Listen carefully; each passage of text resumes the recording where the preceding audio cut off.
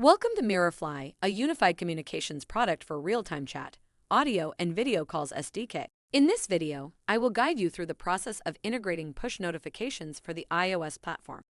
Let us see in detail about enabling push notifications for iOS platform. You would need to upload your Apple Push Notification Service, commonly referred as APNs and VoIP certificates, into the MirrorFly console to enable push notifications. To add these APNs and VoIP certificates, you can log into your MirrorFly user account. Choose Settings from the left panel. Then select the tab Server Configuration. Enter your app bundle ID, then upload your APNs and VoIP P12 certificates and enter your certificate passwords. All these are mandatory fields. If you need assistance in uploading your APNs and VoIP certificates, please refer to our documentation. We have given additional information to add all the required certificates. If you have not created the APNs and VoIP certificates earlier, you can refer our documentation for step-by-step process to generate these certificates. Follow these steps to generate the APNs certificate for iOS push notifications and upload it into MirrorFly console. Let's start with the integration of push notification into the chat. In App Delegate, import the MirrorFly SDK and import user notifications. First, we need to register for push notifications using the following Delegate UN User Notification Center Delegate in the Delegate method. Call the below methods when an APNs token gets updated. A globally unique token that identifies this device to APNs. Send this token to the server that you use to generate remote notifications. Your server must pass this token unmodified back to APNs when sending those remote notifications. Then you can get device token inside did register for remote notifications with device token method. After getting device token, we need to pass this token to update the device token method. This token is a globally unique token that identifies this device to APN. Send this token to the server that you use to generate remote notifications.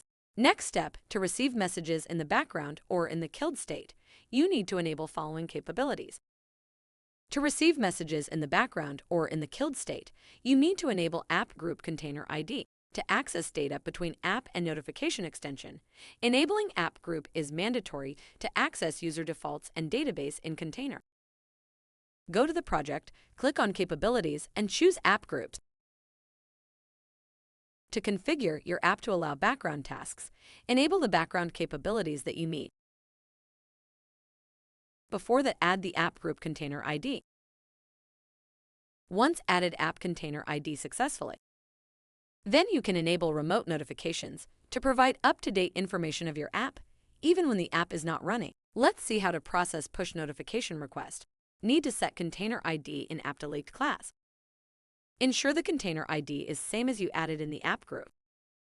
Please note, if you change the existing App Group container, it may lead to data loss.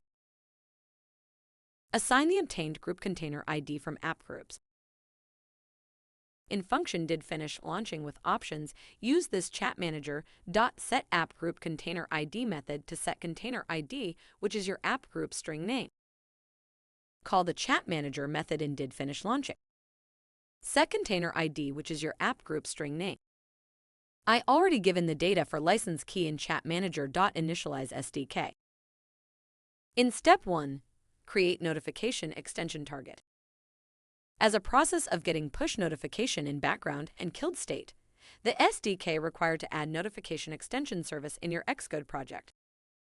In my application for adding the notification service extension, I am creating a new file for notification services. Choose the template for new target to search notification service extension.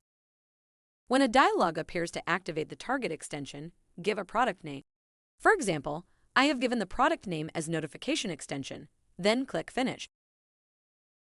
Also created a plist file with a product name folder with Notification Extension. The Notification Extension will come with a notification service.swift. In step 2, add MirrorFly SDK to the new target created for Notification Extension in pod file. Open pod file. Add your created notification target folder, then add MirrorFly pod. Open terminal, make pod denigrate. In step 3, install the pod. Once successfully installed the pod, In Step 4, start using the SDK using the following statement. I have imported the MirrorFly SDK in notificationservice.swift file. In Step 5, reinitialize the chat SDK method and set app group container ID method inside function did receive method of the UN notification service extension delegate. Now set the container ID and license key data in the notification service file. In class that extends the UN notification service extension, call the above notification message support.shared.didReceiveNotification request method to process the request further. Now run the application in simulator or on a plugged-in device.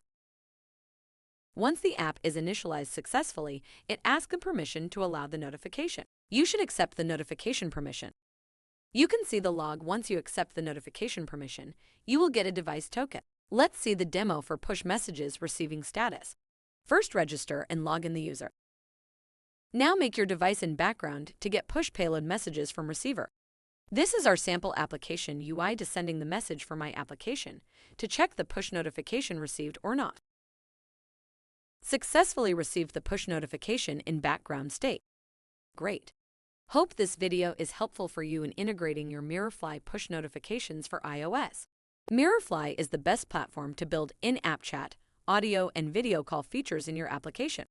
Check out our documentation page for more such tutorials that would ease your integration setup. We have a dedicated customer success team to assist you with your questions and help you pass through the blockers with ease. Thank you, and have a good day.